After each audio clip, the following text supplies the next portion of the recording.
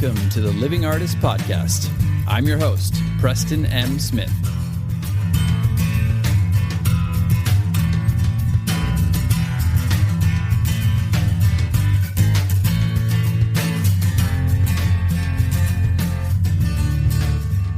Hey, everybody.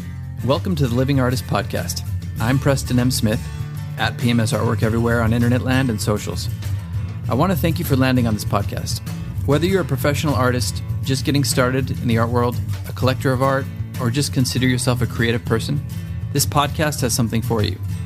I like to think of it as a fun way to rant and talk to other creative people about living the life of an artist, surviving and getting ahead in the art world, and enjoying your life.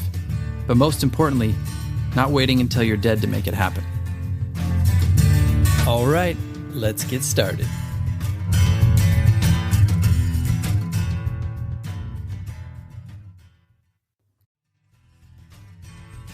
If you haven't heard about Anchor, it's the easiest way to make a podcast. Let me explain. It's free.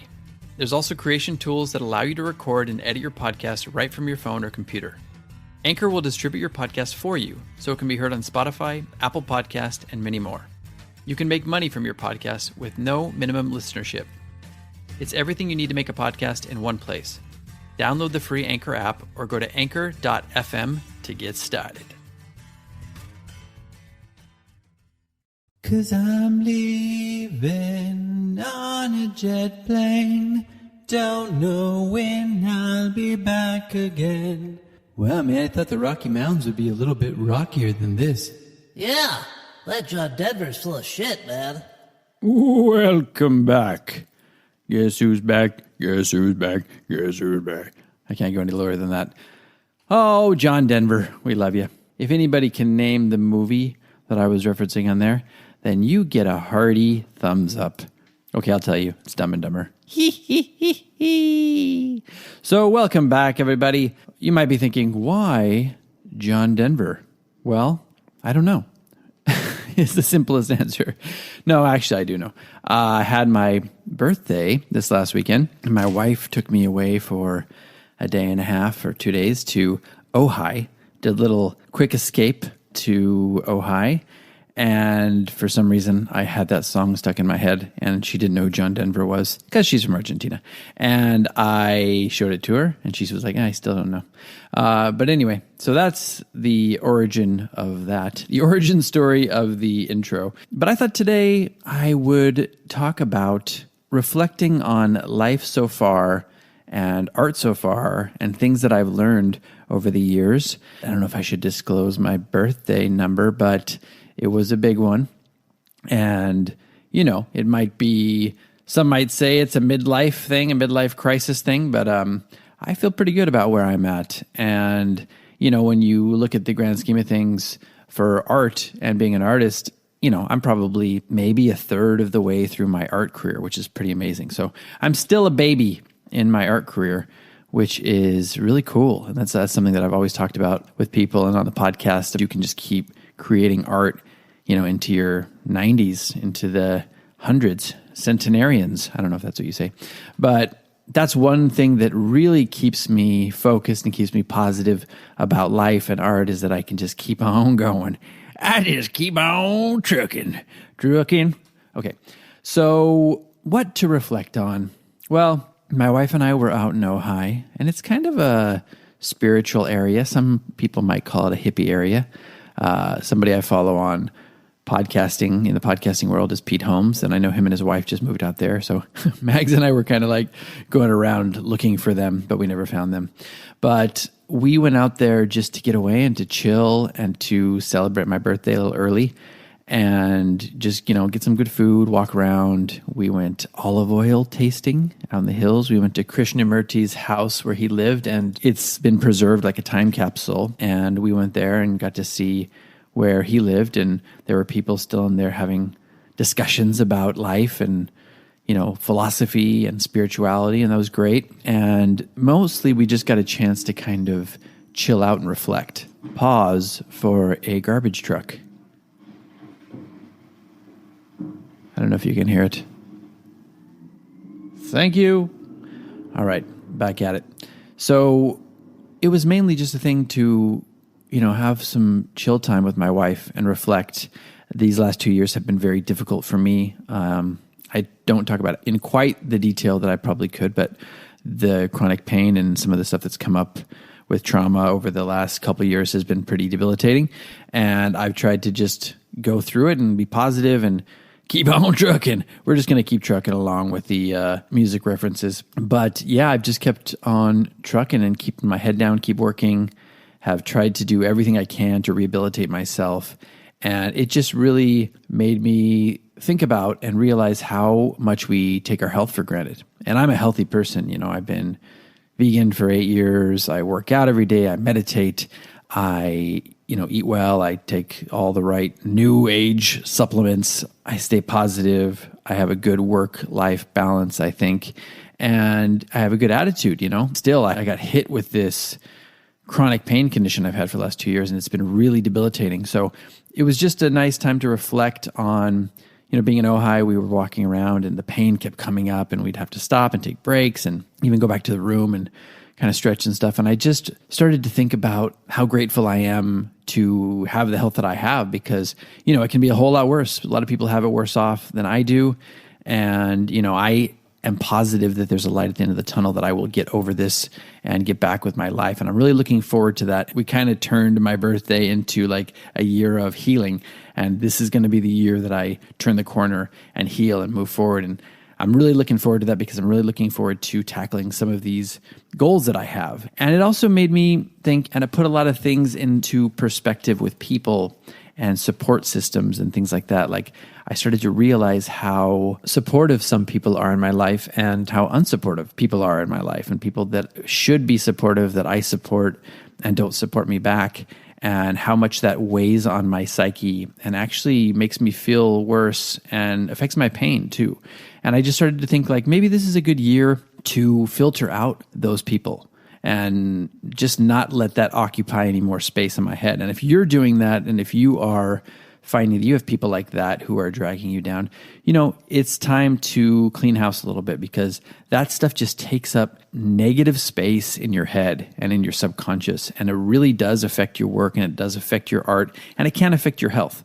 So, and I've really discovered that and realized that a lot. And I've tried subtle ways to turn it around in positive ways. And some of it has worked and some of it has not worked. So it's one of those things where, it's just time to clean house a little bit. And for those people who aren't serving me or who aren't even just reciprocating the kind of positivity that I'm giving and the time that I'm putting into them and like supporting them and supporting their lives, their work, whatever it is, just as human beings, if that's not being reciprocated at all and maybe even seems a little bit mean-spirited, okay, it's time just to give you a break, put you in timeout. Maybe you'll come back at some point and say, hey, I realized this or whatever, and we can move forward in a positive way. Or maybe it's just something that we're not meant to be in each other's lives, and that's great. So it just clears out the space, lets you focus in on the things that are important in life, which are your close friends and family and your art and really your energy, like your headspace. I think that it's so important. The older I get, the more I understand how important it is to keep your energy focused, keep yourself strong, protect yo energy, like my old episode says.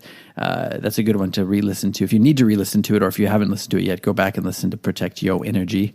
And there's a story behind that, of course. So that's another one that's been very important when I was reflecting on it. And my wife and I, when we got back into town, we got a chance to go back through a lot of the old neighborhoods that we lived in and that I lived in beforehand. And I realized I've been in Los Angeles for 20 years. This is my 20th birthday in Los Angeles. And, we just went down memory lane and we had a great day. And we went out down some of the old stomping grounds, see how much everything's changed, some of the progress, some of the places that made it, some of the places that didn't make it.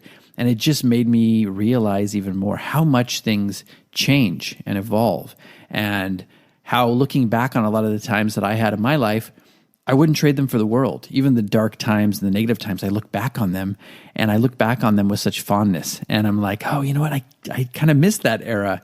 And, it makes me feel like, wow, if I really take stock and look at all these places, all these eras with my art and with my life, I've just really made a lot of progress. And, it's really fun to do that from time to time.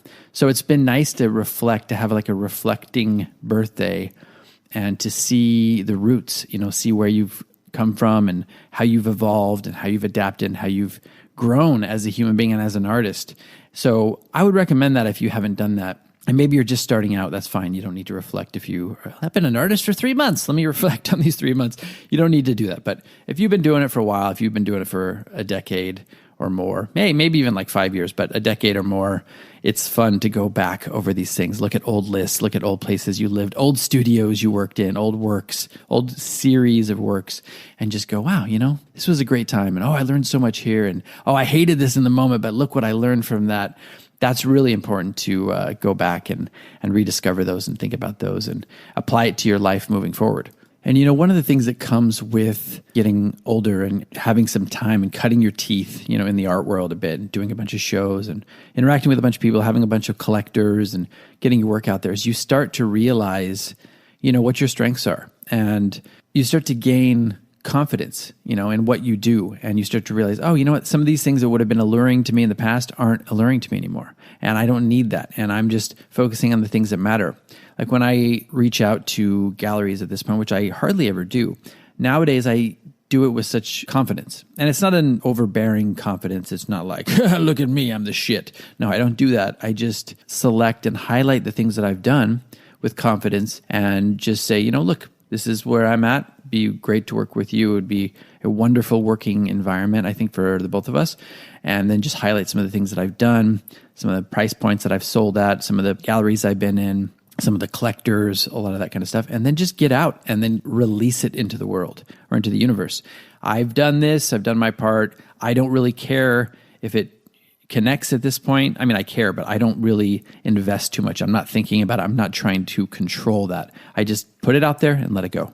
And a lot of times I've found, just like I found when I was acting, when I really didn't care about an audition or I came in hungover or whatever, those were the ones I booked. And with this kind of confidence, when you're just confident in where you are, you don't need this, but it would be great to have. These things end up working out a lot more. There's a higher percentage of success when you have that type of confidence and when you're in that place where it's like, this would be great, but I don't need it.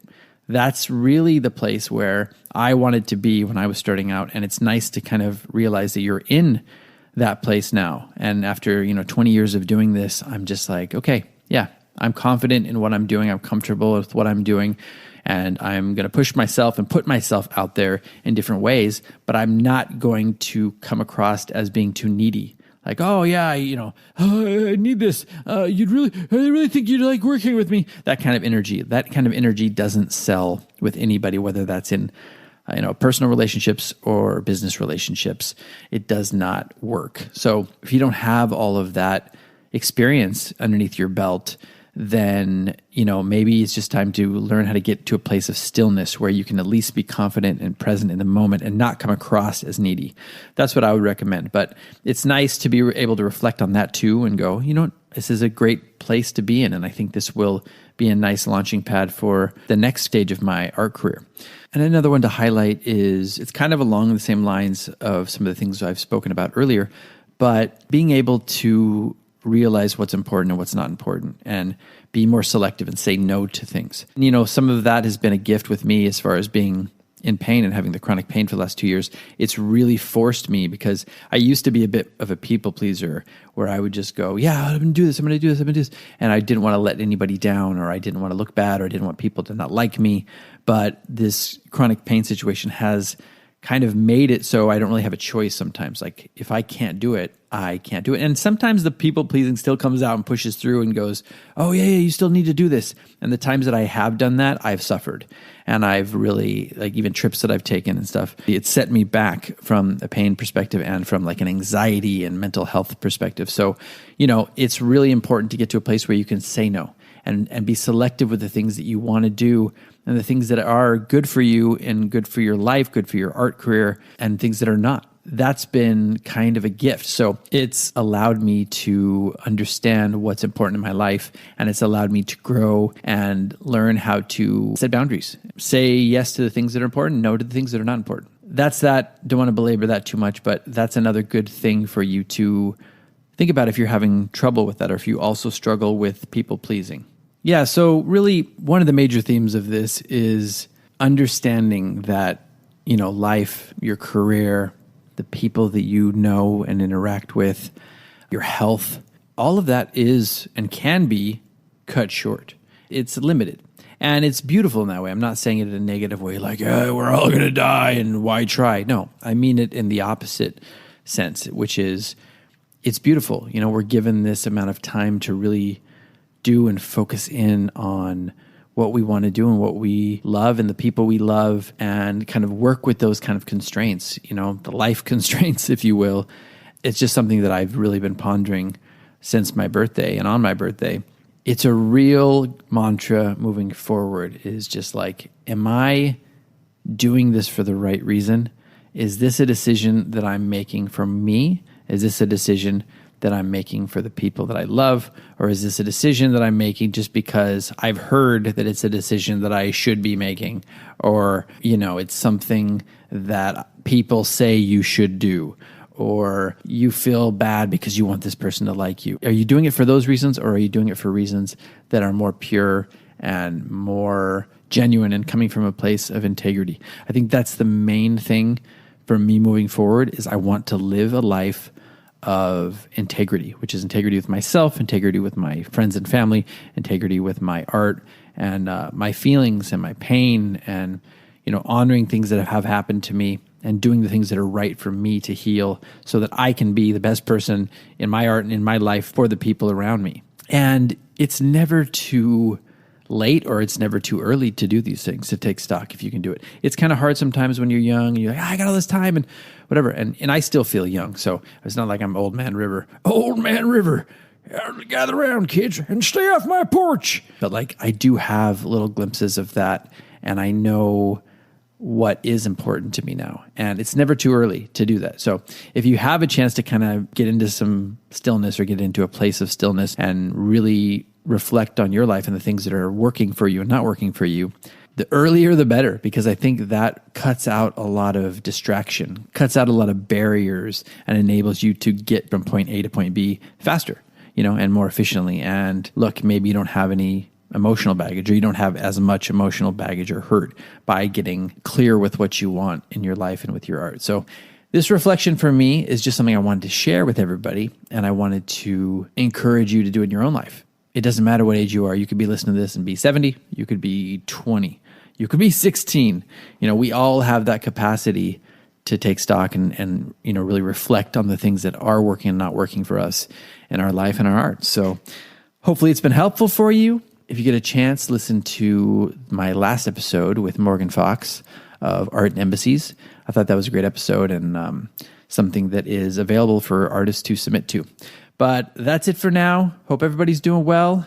Be kind to each other and be kind to yourself. Reflect on your life and really just figure out what's the best way to live with integrity in your own life. And we will see you next time. 'Cause I'm leaving on a jet plane. Don't know when I'll be back again. I don't know the rest. I think it's gonna be a long, long time. The touchdown brings me round again to find I'm not the man they think I am at home. Oh, no. I'm a rocket man. Rocket man, burning up the fuse up here alone. This has been the Living Artist Podcast. Thank you so much for listening. I just want you to know that I appreciate you being here, and I'm grateful to be in your ears. Your art and creative life on this planet is meaningful, so thank you for sharing it with me. If you like this podcast, whatever platform you're listening to it on, please subscribe and share it with your friends. You can also leave me a positive review to show your support. This helps me to reach more people with the algorithmic magic and keep the show going strong. If you want to see more of what I do and check out the art that I create, you can visit my website at www.pmsartwork.com or follow me on social media everywhere at PMS Artwork. That's it for now. See you back here next time.